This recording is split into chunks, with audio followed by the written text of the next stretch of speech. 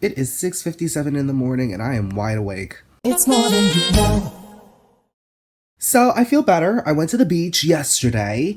I treated myself to just a day to relax and enjoy the sun. I think I got tan, but my face is shiny, so I'm like, well, something happened, you know? The most spiritual thing happened yesterday. So I journaled in my journal, because that's where you journal. I was like, something unexpected, exciting, and long lasting is going to happen. And it did. Yesterday, I had gone to eat at a restaurant that was on Fire Island. And, I had lunch. I enjoyed it. But they brought the wrong burger. They brought a Texan burger. And I don't know if I've told people about the amount of signs I've been seeing for Texas to go back to Austin. Oh my God, they're all over the place. The amount of signs that I saw yesterday for Texas alone, just, oh my God. But yesterday they bought me the wrong burger and it was the Texan burger. And I was like, wow, weird. I don't know. But, they offered to remake my burger, so I said, okay, sure. And then it ended up being a free meal. So I got 2 burgers out of that, and I got a free meal. I didn't have to pay anything. So I was like, okay, look at God, That's the train. I don't know if you heard it in the background, but I was like, that's something that really made my day yesterday. I didn't have to worry about paying for lunch, and I ended up walking to the Pines, and then I took the ferry to come back home. So it was a really good day yesterday, but I feel better. I feel more, in my element, in my oats, My face feels a little, bloated. But then again, what I'm realizing? I'm like, some days my face just looks great. And then the other days I'll wake up, my face is just like, blah. But you know what? I don't mind it. You know what? This is natural beauty. Look at that shine. Look at that shimmer. Yes. So today I woke up, because usually I just wake up at 6 something, because it's because my window faces the sun, and the sunrise, when it comes up, the sun's like, hi, how are you? And so, I usually just wake up when it starts to get light and bright outside.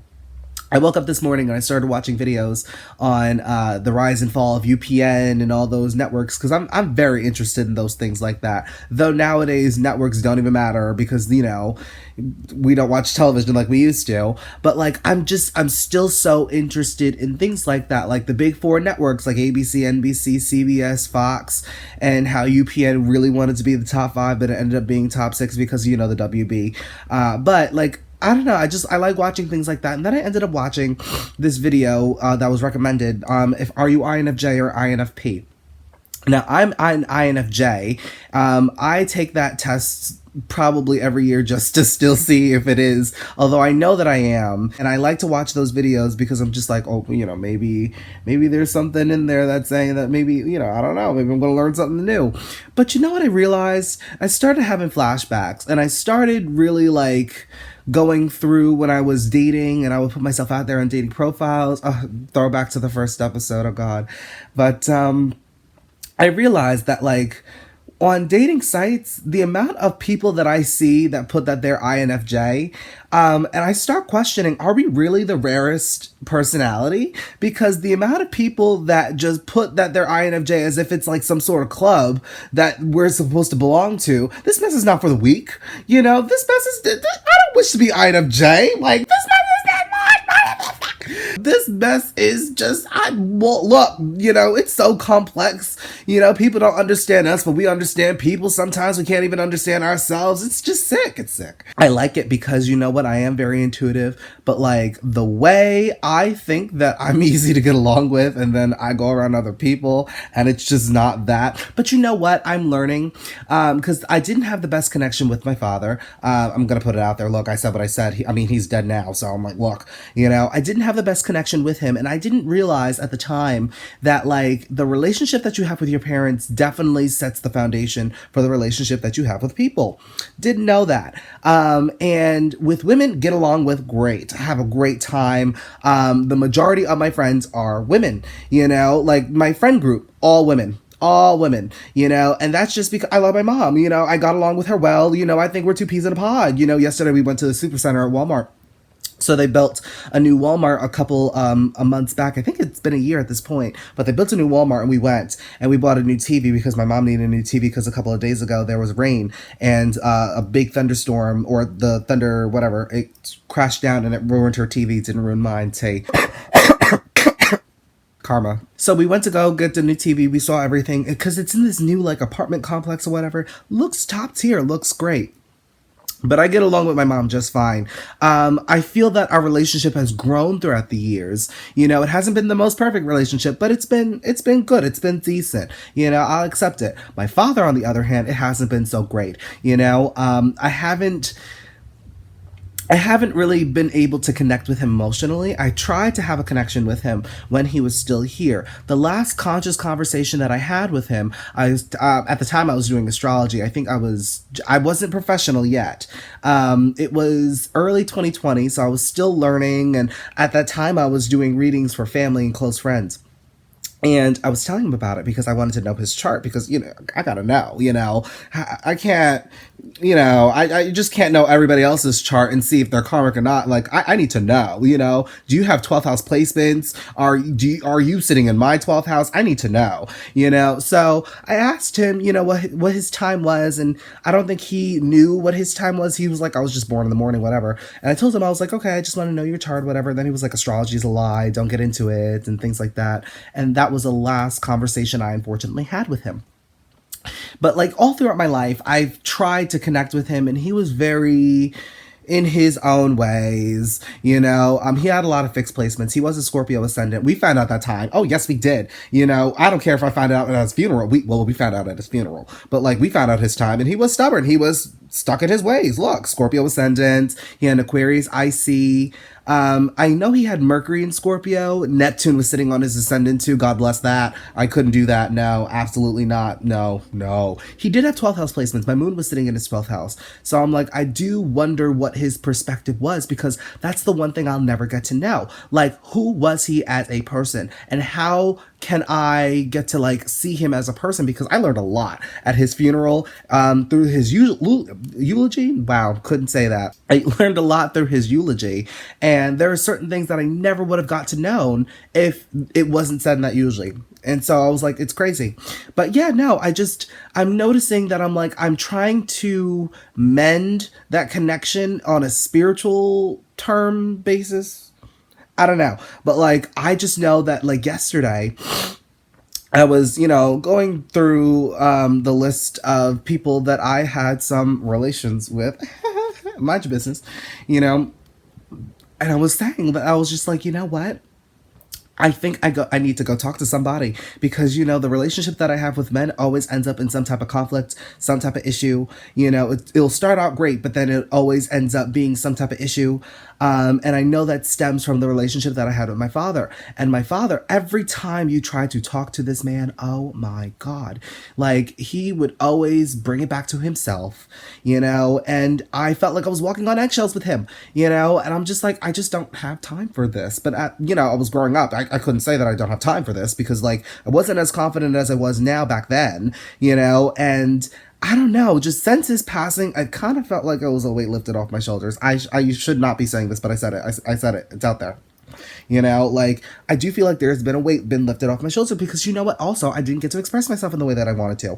You know, like, for instance, I'm growing out my hair right now. I'm not going to show you my hair because it's not done right now. But, you know, like, I didn't get to grow out my hair for, I'd say, 15 years because my father would just like I would practically be bald and I used to get made fun of all the time for it, you know, and that's something that like it stayed near and dear to my heart. So now I'm just living the life that I never got to live. But like I'm just like, if there's anybody out there who didn't really have the greatest connection with their father, I just want to know, how did you get over that? And do you have friends with men? Are you friends with men? You know, do you have long lasting connections with men? Because I'm just like, that's the one thing that I'm trying to like depack and uncover. Like, how can I have a successful non-toxic, a healthy relationship with men, and I'm still trying to heal this relationship that I have with my father. And I just don't want it to be all woo-woo because like right now I'm just not in the spiritual terms, but I'm really just trying to heal it in the best way possible, So if anybody knows that, please let me know, because you know what, if I'm learning one thing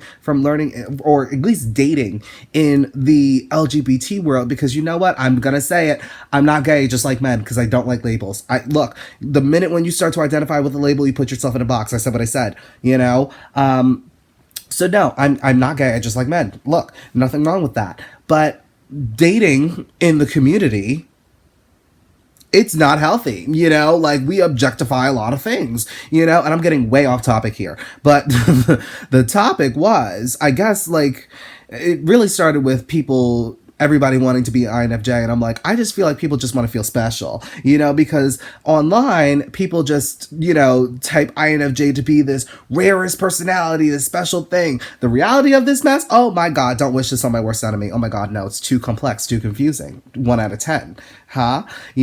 But dating in this community, oh my god, it's not easy, because you know what it is, and maybe it's because I work in counseling too, you start to see a lot, you see a lot.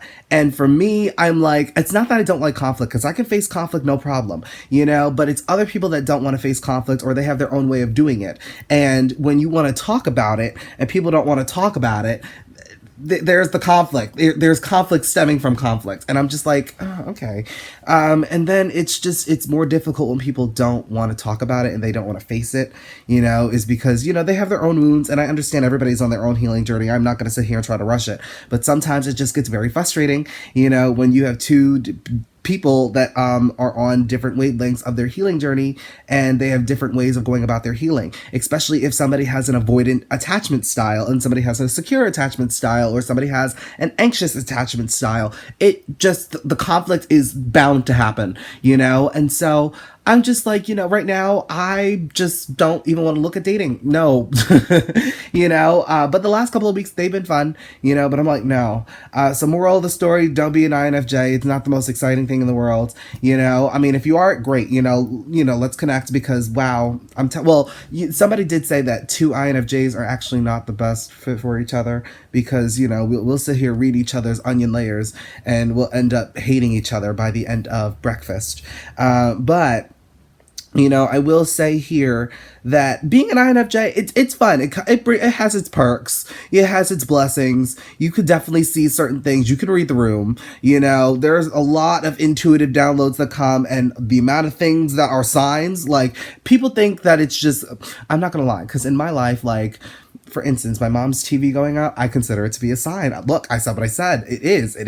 Like, in my life, there are certain things that happen, like if I'm around certain people and then I start getting physical symptoms, I take it as a sign, like I'm not supposed to be around that person. There are blessings that come with this archetype or whatever, but even still, I'm like, archetype or not, this personality style is not easy, and it's nothing to be romanticized. It's nothing to be fetishized. It's not a club. It's very complex. A lot of people probably will not understand you in your life. You will find it hard to understand yourself at times, but it gets lonely at times walking through the world, and nobody understands you, but you understand them. It's giving Pisces energy.